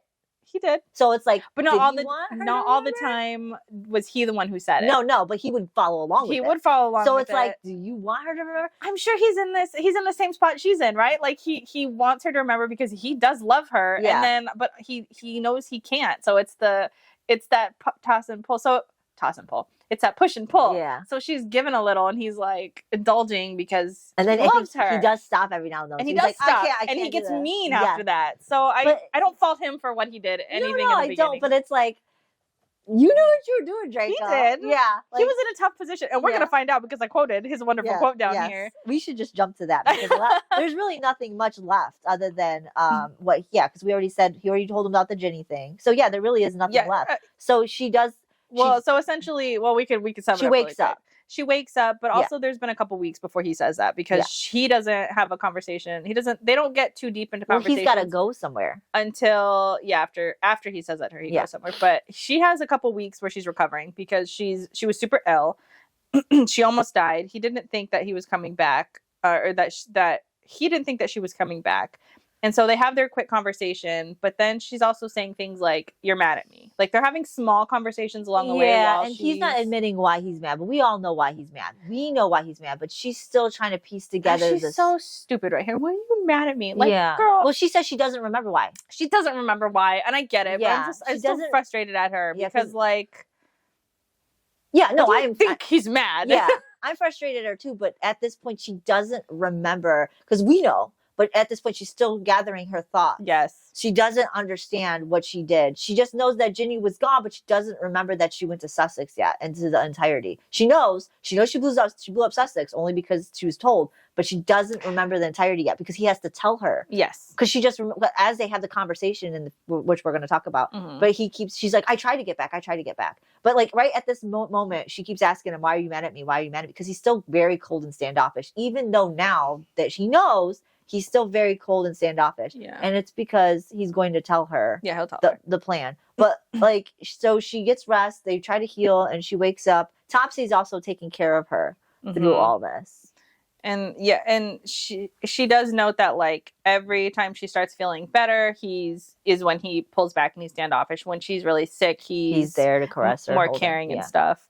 And then he leaves and he comes back one time and he's in his Death Eater uniform and he's upset. And then Hermione asks, "Are you mad at me?" Or she says basically like, "I know that you're mad at me because I feel that you are, but I can't remember why." And then he asks, "Do you remember why you were captured?" And she says that she blew up Sussex for him. And basically he says that Snape has been undermining Voldemort this whole time in Romania, like part of the regime over there. So like Voldemort's health is poor. The regime is becoming unstabilized. The plan is what he's saying right here is essentially that like they're going to take her away. They're going to destabilize the regime. He's outed himself as the High Reeve so that he can't be replaced. And once she leaves, he's going to essentially out himself. Well, he's not going to out himself, but like it's going to be obvious that he was a traitor because he just lets Hermione go, and he obviously broke her out of the Manacles. Yeah, because two people need to get her out of the Manacles. So eventually, he's going to know. Like, but they're trying to destabilize it so everybody could turn on Voldemort, and there's going to be no one in replacing him. That's what she intends because he intends because another resistance is supposed to come out of the woodwork the minute it destabilizes. There's already a replacement for the so-called order to take up front and fix everything. Yeah. I forget what it's called. The International Confederation will step up to restore order. Yeah. They're waiting for the ideal moment, and it's going to be when he takes her out of there. When he takes her out of there. Taking her, like releasing her manacles, taking her out of there is going to be the moment. Yes. That's what they're all aiming for. Yep. And of course he says he's taking her to Europe, and she starts hyperventilating and freaking out. And I think he tells her to like that he's gonna try to come back, or that because he has the dark mark, right? So he can't be the one to do really any of the killing or anything, and he can't really leave. And she even says that like have you figured out a way to take the dark mark off? He's like, yeah. Those books. I read it somewhere. Literally, that's how he said it. He's like, oh yeah, book somewhere. I read it. It's possible. And like they get into this whole conversation. I think at one point in time, she's just like, when they have these discussions, she's just like, what happened when I was gone? Like what? And she's like, but you got a wife. Like randomly, she goes, you got a wife now. Yeah. And he's just like, what the fuck? Like, he's like 2 years in October. Yeah. Like he's like so cold-hearted and like, why is she bringing this up now? And then he goes, I was ordered to do it. I didn't want to do it. I was ordered to do it. It's a thing I had to do. Yeah. Like pretty much. Yep. Yeah. And I think this is like, they have these conversations over a couple of days, like these random conversations. And then one of them too, I think it's after that, she's like looking at him, and she thinks something in her mind that just drives me crazy. She says she thought about how he raped her, and that she was his prisoner, and it was impossible to come to terms with that. It's like, what do you mean it was impossible to? And everything he's doing is to get your ass out of here. You know why this is happening. And it wouldn't have been a thing if you would have just left with him. But like, obviously, she didn't want him to be captured in her. I mean, I get her stance on the Sussex thing, but like, but she has to recognize why. You have to recognize that, like, okay, like at this point, she knows why. She knows that he was performing for Voldemort. Yeah, she knows that the plan is to get her out to safety. She knows these are solid facts. So why are you sitting here like, I have to come to terms with the fact that Graham he raped could have me. had her. Graham could have fucking had her. He wasn't raping you because he wanted to. Like, this was just as much of a torture for you as it was for him. So the fact that you're like, now I have to come to terms with how he treated me. What the fuck are you talking about? He was throwing up. He didn't want to do it. He didn't even want to touch her. And the crazy thing is, he knew like this was his girl. Like, yes. And he still didn't even try to talk her into, like, he didn't want to do it. It was so disgusting to him. But yet, even though this is the girl he loves, he was still disgusted with the idea of having sex with her against her will. Yes. Knowing that she doesn't remember anything. And imprisoned her in his house. Like, come on. He was keeping her safe. Keeping her safe? Yeah. He warded the shit out of her room. Like, because look what happened to her every time he wasn't around. Yep. So, like, I don't know what she has to come to terms with. I don't understand. Clearly, everything that he did and everything that he's continuing to do has been to save her, to get her out of here. Even the bits and pieces that I'm sure she's remembered of him trying to get her out of there, revolving around Ginny. Like, you know what he's doing. I don't know what you need to come to terms with. It's really shitty, you know. But, like, I don't think if it were me, and that was my circumstance, I think I wouldn't even be mad at him. I would be mad at the fact that this shit fucking had to have been a situation in the first place. And my anger would have been directed towards Graham, would have been directed towards Voldemort, would have been like to Harry, to the Order, to everybody else. I would not have been mad at him. No, I would have been like, see everything. Yeah, I would have been like, I recognize what happened. It's fucking shitty for us. And where do we go from here? How do we heal together now? Yes. Like, I wouldn't even be blaming anybody but the situation in itself. Yes. Like, at that point, like, it's shitty. Rape by any means is not fucking good, but he was SA too. Like, he didn't want to do that. He didn't want to do that. If he didn't do it, what would have happened? Yep. They both would have been fucking dead. Killed. Or she would have been placed with Lucius. Yes. Because they said that. Yep. And so, like, because he was stalling. He was stalling. Because obviously she didn't get pregnant for months. Yeah. Yeah. And she knew he was stalling. Everybody knew he was stalling. Even the fucking doctor knew he was stalling. So I don't know what she has to come to terms with. but she ebbs and flows about this for like weeks during her healing. She even says, I don't know how to do this. I don't know how to get past this. I don't know what you want from me. And he's like, I don't want anything from you. Like, I don't want you to do it. I'm going to save you regardless. Yes. Like we don't have to be together out of obligation. You don't have to like none of that. And she in her head is just like, but I still want him. I want him to curl up around me. I want him to hold me. I want him to say he's mine. I want all this stuff. But then 5 minutes later, it's like, I don't know if I could do this. How do I forgive him for raping me? It's just like. But she does. She ends up getting past it, and she really wants to be with Draco, because even though she has those little bitty thoughts, immediately she's just like, but I want Draco. But I want Draco. I want Draco. And she notes that she sees under the person that the runes had made him, which is she's understanding that this is what he has been kind of like riddled down to. Yeah. She could still see him. She could still see the person that she remembers, that she's starting to remember about. Yeah. During the flashbacks. My thing is we're going to get into this right now after she says Draco don't die. He comes back for her later that night, and like they start talking to each other, and she asks him again, why didn't you come for me? And he's like, I fucking did. He just told her like a couple nights ago that he tried using the genetic trace to find her. So what do you mean you didn't come for me? Well, he ends up telling her, obviously Umbridge put you in a part of the fucking prison that I cannot even find you. Yes. It was warded. It was like completely like non-existent. Like she didn't even exist in her own plane, in her own mind when she was down there. It was so bad for her. She could barely figure out where she was. There was no hope for Draco to find her. Yeah. And so he said by the time he realized it was like 2 years. Yeah. And it was because Montague was grabbing had her. Requested. Yeah, for her. But he's like, in my opinion, that makes me so mad that Hermione would even think that he didn't fucking try. When he was like pulling his fucking hair out, he wasn't eating, he wasn't sleeping. Yeah, like he stressed for 16 months looking for her. He was going out of his mind. And she should know, based off of the runes itself, that there was no possibility of him not looking for her. Yes. So he was fucking killing himself trying to find her. Yes. You know that for a fact. So for her to have said that, fucking Hermione, man. Yeah, typical her though. How could you have not? Why would you have even thought that? Yep. Thought that like he wouldn't have tried to come for you. I just don't understand it. That you think, especially after you've seen all he's doing now. Like all he's still doing is trying to save you. Why do you think that he would have not looked for you in the first place if he didn't care? Because clearly he cares. I don't understand her line of thinking. Yeah. So she realizes then after him saying all this shit that Draco isn't going to come back after he goes and like exposes himself. His plan is to die. Killing.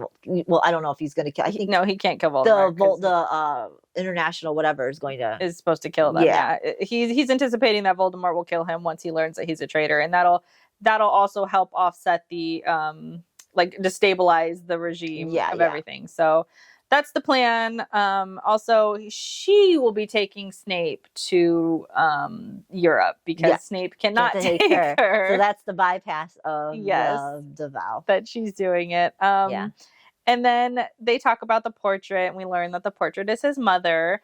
His mother had painted it for Lucius when Lucius was leaving Hogwarts because he was a year ahead of her. So she wanted something there to keep him company. Yeah, because I think Draco was talking to the painting during these times when Hermione's getting better, pretty much just watching over. We already know that he's been having his mom watch over her. Yes.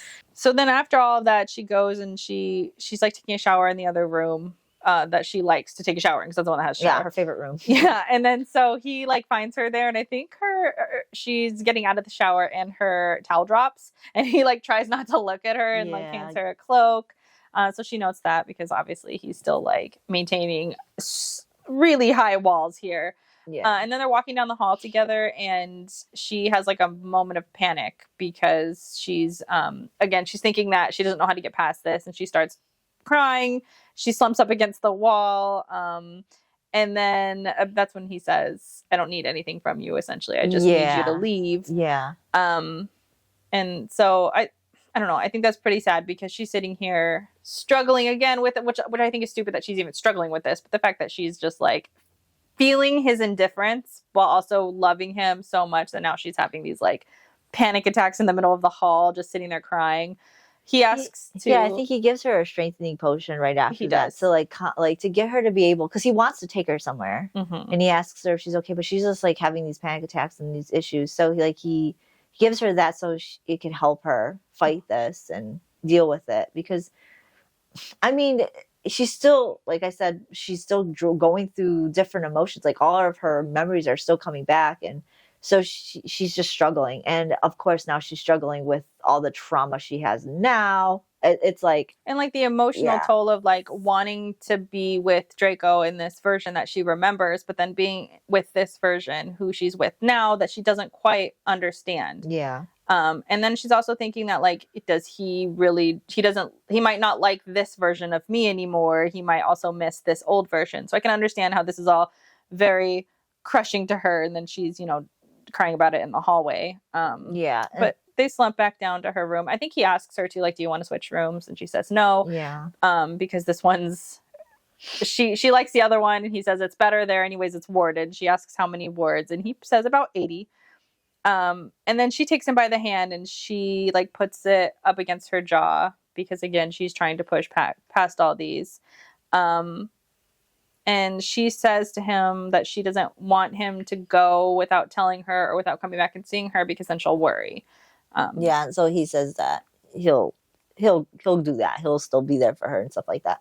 He's going to anyways. He still wants to make sure she's okay. Yeah. But he's trying to keep his distance because he knows that she's emotionally going through shit. But she hasn't said yet, don't go anywhere. Don't leave me. Because he's thinking that she doesn't want him around because she's juggling through all her emotions and memories. And all of the trauma of like what she's experienced living with him this far. So pretty much like as she's going through all this stuff, she's sobbing and getting upset. I think this is when you're saying that she was getting upset and crying, and he says that I won't come here or do anything if you don't want me to anymore. And she goes, he just begs her. I think she begs him not to leave her. I think this is when it actually happens, when she first finally now says, don't leave me, don't leave me. Mm-hmm. So Draco, he answer all her questions about like, because she's like, well, how many words are there? What did you do to keep me safe? And all this, because I think she's panicking about the idea if she's still safe or not. And so he tells her, like, I did like 80 words. I did a whole bunch. But she knows he's lying because there's way more than that. Mm-hmm. And so, but he's telling her, like, if she doesn't want him around or whatever. But she keeps begging him to stay. And then I think he stays for a little bit. But he does have to go. Yeah. But because he's still the Faerie. Yeah, he's still got shit to do. Yeah. So, like, what ends up happening is he keeps Topsy he keeps having Topsy visit her and give her strengthening potions because he wants to take her somewhere. And he ends up taking her to the library. Yeah, he finds her sitting outside on the top of the staircase and asks her, like, are you well? Can I show you something? Yeah. And so he takes her to his library and basically says, here, you can come in here now. All of the books have been uncursed or whatever Astoria did to them. Yeah. Mm-hmm. And he said that basically, like, if Astoria does it again, he'll deal with her. And Hermione is in there. She's liking it for a hot moment, but then she looks up and the ceilings are too high. And we know that she has problems with big open spaces. So she starts panicking and has to leave. Yeah. And I think she's like, sorry, I can't be here, whatever. And he's like, it's fine. Just I'll bring books to you. Yeah, he has Topsy. Like he says, any book you want, just tell Topsy, they'll go get it. Mm-hmm. So she does that, and he does this with a purpose. He knows that if he occupies her mind to do this, she won't be looking for anything else. She won't be looking into any of the details and things that he's doing. Because she knows he's lying. Yeah. He's lying about aspects of what's going to happen. Yeah. So when she figures out that he's lying about because she talks to him about stuff, and she comes to the conclusion that he is lying about coming back to her after the whole, like, exposing himself and getting her out of there. She knows that now he's going to die. That's his goal. Like, he's not coming back. So she gets mad because he leaves for a bit. He comes back and they have a conversation, and she pretty much gets angry with him that's what he's doing. Yes. And then he tells her that I was hoping the library would keep you occupied. Would keep you occupied for a little bit. Yeah. This is also the time when she starts talking to him about why he didn't come get her. Yeah, at this time, this is when they have that conversation. And he's actually mad about it, but he's not mad at her for asking. He's mad because like he feels like this is a personal failure for himself, because he's like, I looked everywhere for you and I couldn't find you, and I looked everywhere but it didn't matter. Like I looked everywhere but the actual place that you were, so it didn't fucking matter that I looked. So it's an empty promise, because that's when he says essentially like, it's an empty promise at this time for me to say that I'll come back. Yeah. Because she says, you know, Draco, don't go. And he's just like, it's an empty promise. Yeah, because she asked, why don't you say that anymore? And you used to say this all the time. And he says, yeah, no, it's an empty promise because I failed you. Because I failed and I didn't find you when it mattered. So I'm not going to say it anymore. Yeah. And then eventually she's saying that, so when she finds out that his plan is to die, she's getting upset about this. She's like, you've had 2 years to plan a plan. And this is your best plan? Your plan is still the same? Your plan is still to die because you've exposed yourself as a traitor? And he says what when he gives it to her, which is my favorite. This is my favorite part of probably this whole book. And he says basically to her, do you have a better solution this time? After all, not every single horror that I've ever imagined has happened.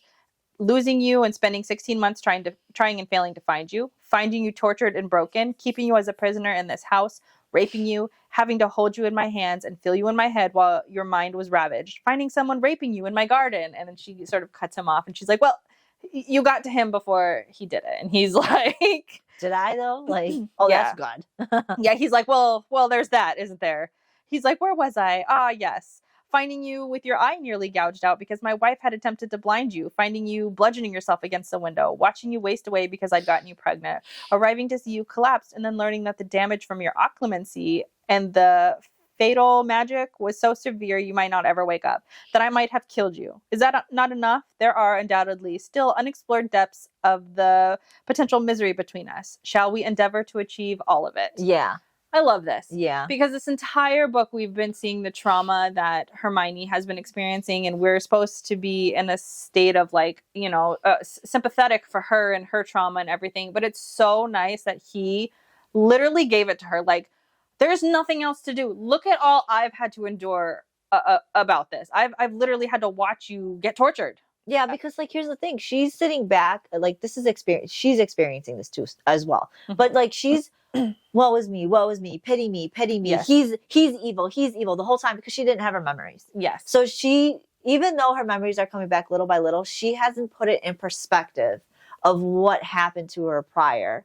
So she's still thinking them as separate things. It's taking her a lot for her to put them together in order for her to understand that the reason why these things have had to happen is while she was in his care, because of the things that happened before. She's still seeing them as separate things. Even though they're scattered everywhere, they're two separate timelines to her. Yes. And she's seeing them as two separate people. Yep. And it wasn't until that moment she realized, no, he's done everything because of this. And now her world is colliding with those two memories. And she's starting to understand. And this is probably the last time she's actually thought about how Draco was doing all those hurtful things to get at her. Yes. She's starting to realize it wasn't for that reason. So you don't, she doesn't act like that anymore. But also that like the suffering just wasn't one-sided. No. That like the like watching her deteriorate in front of him while being able to do nothing about it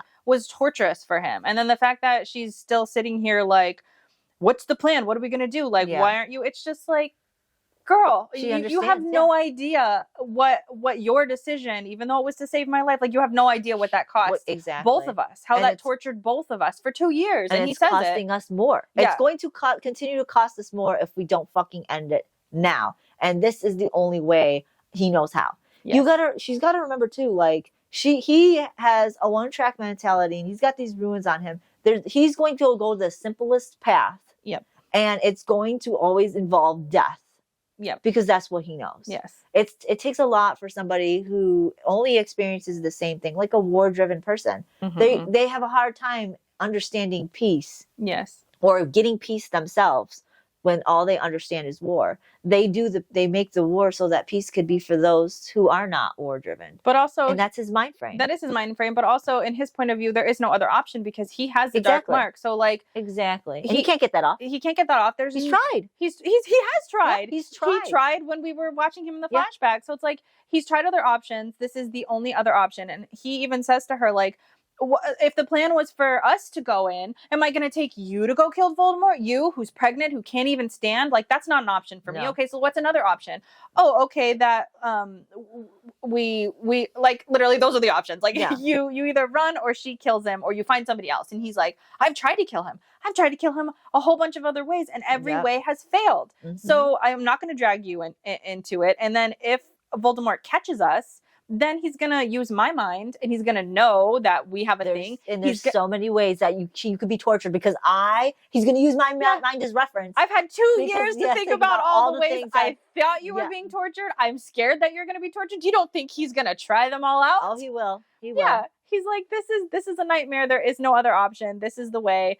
I am going down with the sinking ship, and I'm not taking you with me. Like, you're stupid to think that you're coming with me on this. And she's screaming, no, there's got to be another way. I want you with me. Now, all of a sudden, she wants, this is where I'm saying, like, right after he said all that, immediately her mind switched. Immediately, Draco is hers again. There is nothing that Draco did that was anything but, trying to protect her. So that rape, that under that stuff, She's fine with it. She's fine. She's forgiven. Yeah. She moved past it now because she understands. Which I'm so glad she fucking figured it out quick, because sometimes it takes her a while. Yeah. And also, like, she's going through trauma and shit. But Draco has to give her the whole hard facts. Now she understands it. She realizes it. Now it's like, no, I want you there. I can't have a life without you. And she goes, let me do whatever I can before that time is up. Let me look through the books. Let me do what I can. And he pretty much tells her, fine. And he keeps on doing this with her. Like, he should know better. But he's like, give her a little. Yeah. He's like, fine. But you got to promise me that when the time is up, no matter how fucking close you are to getting the dark mark or thinking you can get the dark mark off of me, you are going with fucking Snape. When it's time to go, ifs, ands, or buts. Your time, it's going. Yeah. And she's just like, okay, fine. Bullshit. I know. He's so dumb. Right before, though, he does say that there's a part in here that enrages me about her. So, like, she's pissing me off already in the beginning when she's like, oh, how am I going to forgive him? And then she forgives him and we move past that. But then she says this stupid ass thing that, like, drives me fucking crazy. He tells her basically that, like, his plan is to give her the world that I want, that you want. I want you to go and live your world. Let me do this. Yeah. And she, of course, says no. And he says, basically, you always told me you were going to choose the order over me. Okay, we got to pause for a second. I forgot about this part. I hate this fucking part. I hate this part, too. This is right up next to when she actually does do the order last episode. I fucking hate this part. So he says, you always have chosen the order over me. You said that you couldn't choose him over everyone else. He is chained to a sinking ship and he can't expect to take him with you. And her response to him saying this is, I was lying. Bullshit. I was never going to. Draco. And it's just like, who are you trying to gaslight, bitch? Because we were in your head. We were there. This entire time. We heard your thoughts. We were mad. We were mad the whole time. Because she wasn't speaking that to him. She was thinking in her head. She was thinking it. It was her head. So you ain't gaslighting me. Yeah. No. I know you would have chosen the order because every time, the moment he's like, I'm going to kill the entire order if you die, she's like, I got to kill him. He's got to die. He's got to die. But now you're trying to tell him you were lying? No. That wasn't even something you fucking said to him out loud. No. Before. The first time he said that, you were thinking that. He even realized you were thinking that. And you've told him, even if you weren't thinking about it, you have still said it to him in your head over and over. The order comes first. The order comes first because we've been bitching about the whole time. Why is the order coming first? Why are we choosing the order? If she really chose him first, if she wasn't really lying, she would have left a long time ago. She would have left so long. When we said she should have left already. Girl, you ain't convincing me you were lying. We know the only lie you're telling him is right fucking now. Yes. That is the fucking lie you're telling him. I was lying, Draco. I would have never chosen the order, even though I continuously chose the order over you every single time. They're here right now because the only time she didn't choose the order is when the order was fucking done. Was it when it was dead? She's like, no, I gotta protect Draco. Like, bitch. She's so stupid. That part pisses me off so much. I think that's the last time that she truly infuriates me. But Yeah. oh my, it was like the final kick at the very end. Yeah. Because she does do a little redemption arc here at the end. But right here, I'm like, Yeah, no. who are you trying to I fool? completely forgot about that part. Oh my God, it makes me so mad. Yeah, I don't know. When I read that part, I had to put the book down Yep. and go get snacks. I was I did like, too. I gotta stop here. I think I sent you gifts. I sent a bunch of liar gifts. You I did? was like, this bitch is lying through her teeth. Yeah. What do you mean you wouldn't choose the order over him? We were reading right around the same time too, Mhm. that part. Oh my God, that makes me so mad. Oh. I hate her. Like, I don't even understand. Yeah. But Yeah. anyways, this How do I move past that? Like, that's traumatizing in and of itself. How do I forgive you for that fucking nonsense, Hermione? Oh, Like the man. top two things that she does. Well, she does a lot of things, but the top two things that piss me off are the razzing the entire order when she wants it to kill him, and then she says this to him, and I'm like, I hate her. I hate you so much. Yeah, no, I hate that part too. But then, so yeah, he does agree that he'll let her go to the library and figure out how to get the dark mark off, because again, he kind of nonchalantly, he's like, yeah, I figured out how to do it, and obviously she called this bluff, so she's like, now that's her mission, is to figure out how to get the dark mark off of him. And there really isn't nothing he probably hasn't tried, so he's just like, yeah, fine, entertain yourself. It's probably keeping her busy. out of it. Yeah, so Yeah. he's like, she's not gonna find anything. Yep. So after Draco says that he's going down with the sinking ship, and she made him promise or whatever. Well, I don't think she promised yet. He made her promise yet. I think right now she's just hyperventilating because he's telling her, I'm gonna die. I gotta do this, and she's like, no. She's like freaking out, and he's trying to calm her down.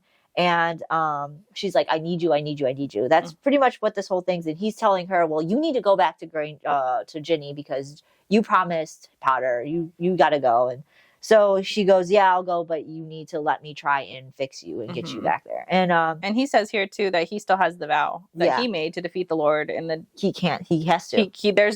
So not only does he have the dark mark, but now he also has the vow where he has to work to defeat the Dark Lord to the best of his ability. Yeah, because Moody put no timeline on that. Yep. So he has to defeat the Dark Lord no matter what. And so that's his goal. That's what he has to do. And she's just like, okay, well, your thing is to me, but it still doesn't matter. It's to defeat the Dark Lord. Yep. So, but then it's also here that she remembers something very important she realizes something important, that he was going to send her back in February that was the plan, before she even remembered. Before she even remembered. And she gets upset with this, saying essentially like, you were going to let me not know until it was too late, until you had already killed yourself. Then I was going to remember all He's like, this. well, yeah, this was always the plan. That was the plan since the minute you stepped foot in the manor. Yep. That was the plan. So yeah, he tells her that. And she starts hyperventilating, freaking out right here. Yeah. And she says to him, like, I tried to come back. I tried. And he says, I know you tried. He said, I know, you don't have to tell me. I read the report. You leveled half of Sussex, killed nearly everyone inside the wards. You wiped out almost the entire Dementor population in Great Britain. You killed 15 werewolves, 20 vampires, and 6 hags. After you lost your wand, you killed another werewolf, hag, and stabbed Montague twice before he managed to stun you. I know you tried. That's just so sad. Yeah, that makes me sad. I'm reading that. Every time I read that too, I'm just like, oh, like you could see the desperation that she fought. She fought with every bit, and she wasn't a fighter. Like, even though Draco did whatever he could to get her, to teach her, she was still primarily a healer. Yes. And you could see the path that she chose to fight. Yeah, it's so sad. I feel so bad for her right here, because she did try so hard only to end up in the same fucking position of losing him. Like, everything that she went through, everything that she fought for, even in those final moments for her, she's still feeling like she's losing him in the same way. Like, it didn't matter how hard that she she fought for him. But she still managed to save him. And so even though at the end of it, it sucked that she fought that hard not to get back, she still managed to save him to the point where he could still save them both. Like, there's still a chance, even though it was 2 years of fucking hell. And I agree with Draco that it was fucking hell. What she did, in my opinion, was still the right choice. Yes, but I mean, where she didn't get captured. She didn't get. I would have done what she would have done. Like, if I would have been in that position, which I wouldn't have, but if I would have, I would have fucking blown up Sussex as well. Exactly. That's what I said. I don't disagree with the motion she took. She should have done it earlier and left. But like, no, at that point in time, I think she made the right decision. Even though she got captured, I think even though the 2 years of torture between them was hellish, it made it to where now they still have a chance to be together. And in my opinion, would I have went through 2 years of fucking torture and fucking hell just to be with the person that I love later down the road? I'm gonna say yes. I'm gonna say yes, because the chance, it would be torturous to not to like know that that's, in my opinion, she sent him to go get Ginny. If he would have died right then and there, that in itself would have been worse than the 2 years of fucking torture. I agree 100%. 100%. So I also agree with the desperation here for her. Like, I feel for her that, like, she does feel like he's sort of given up, which he has, because he's tired. He is so exhausted. And because he's been dealing with this. I know. And he's been dealing with this long before these 2 years, too, because he was dealing with this with her. Like, being forced into this relationship, being in this relationship, then having to deal with her doing stupid shit while they were sort of in this situationship. And like I said, he didn't have the luxury of forgetting. Yes. Like, even though it was shitty on her, she did it to save him. Another thing she did to save him. It still allowed her to be like, not know what the fuck happened. A little bit more disconnected to it than he is. And he has been living in this torture since the moment they probably screwed the first time. Like, this has been torture since the moment that they screwed the first time, when she sort of forced that onto him. He's been living in this constant state of torture up until right now, and he's tired. And she says to him after that, like, I tried and I need you to try now too. And he says essentially to her, like, I'm tired of fighting. I don't want to fight about this with you anymore. I don't want to fight anymore. Like, I just want to get you out. And he tells her, like, with the whole book thing, he's like, you could do this under 2 conditions. And the one we already said is the whole Snape thing. You're going with Snape. Even if you get close and it's time, you got to go. The second is if she has any more fucking seizure panic attacks as she's hyperventilating while she's out and about, she's got to stop. She's got to stop. She's got to go back to her room, calm herself, get her shit together before she could do any more research. And she agreed. And she does agree. And then she touches his face. And like they have like a little bit of a tender moment. Though Hermione tells him right at the end of this chapter to not lie to her anymore. And then she presses her head against his, and he says he won't. But he's chuckling. He's chuckling, but it's just like, bitch, don't lie anymore. Bitch, you lied. You were the liar. Not only did you lie right now, you lied when you told him to go get Ginny and you'd be back. Like, all you've been doing is lying, and now you're that's why he's laughing. Yeah, that's why he's laughing. You're the biggest fucking lie, because eventually, bitch, I don't trust you.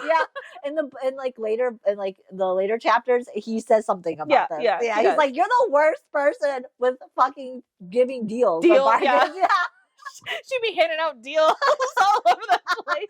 Deal. She don't follow through. No, she knows it when she's saying it. Yeah, deal. Sure. I'll take that. Sure, I'll do that. Sure. You first, though. You go first. You first. I got it, though. I'll do my end. You just do yours. First. You do yours first. Yeah. She's crazy.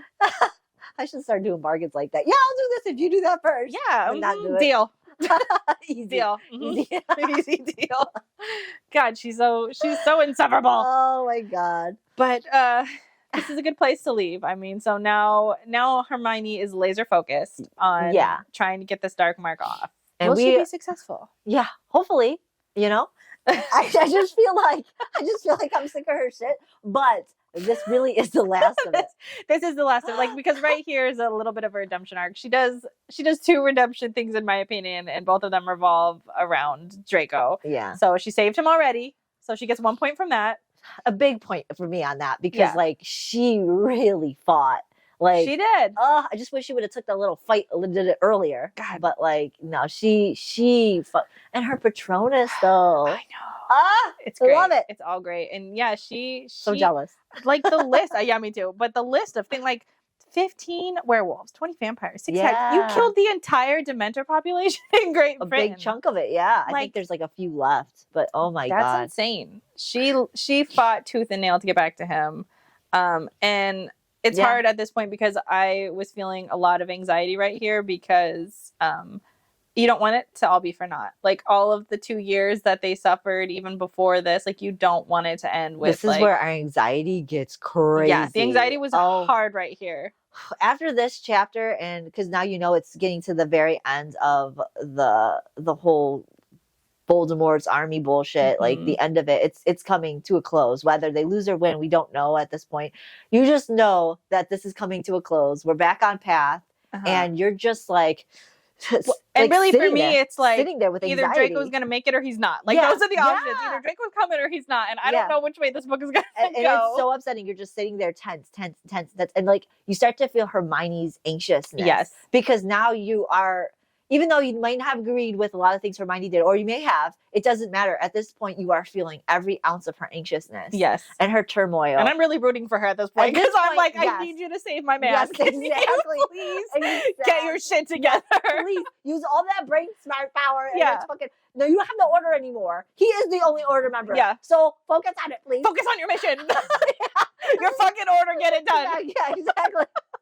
Exactly. Fucking any time to like care about your order would be right now with your last order member. 100%. Yes. I was like, that's all I tell myself too. It's like, so you have this anxiety, this old anxiousness. This is where it gets intensified through the rest of the book. To do all the way to the rest of the book. end. I don't even care because there's epilogues at the end of this, and I'm still like on a high of anxiety. I've been reading for like 12 hours.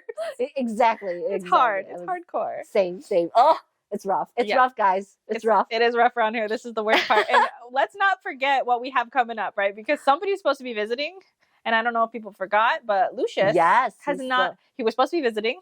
He's not. Yeah, he's not in this chapter. Not in these chapters. Not in this chapter, but he's coming. I just wanted to throw that out there because I like when he shows up. My favorite part's coming up with that too.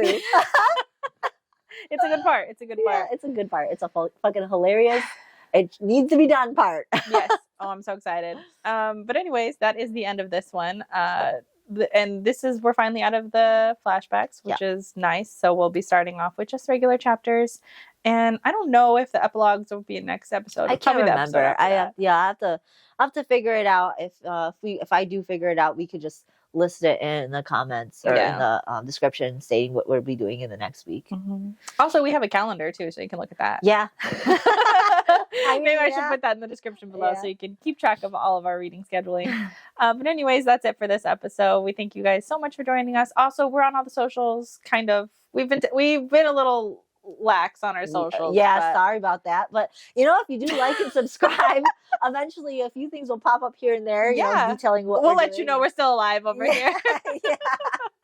But so we're on the socials: TikTok, Instagram, Facebook, YouTube, Spotify, Amazon Music. We're on them all. Yeah. Did we say them all? I don't know. I think so. There's a new thing coming out too that I really want to look into. Oh yeah, the other book one. I don't remember what it is, but as soon as I remember and get us logged in, signed up, and all that stuff, it's like something like Goodreads, but a little bit more in depth. Yeah. So we'll look Fable into that. Or something. I think it is. I think it's Fable. If you guys know anything about it and you think that's something you'd like us to engage in, just let us know. Follow us on there. Yeah, we'll look for that one too pretty soon. Yeah, we'll be there. Anyways, well, thank you guys so much. We'll see you again next time. Bye.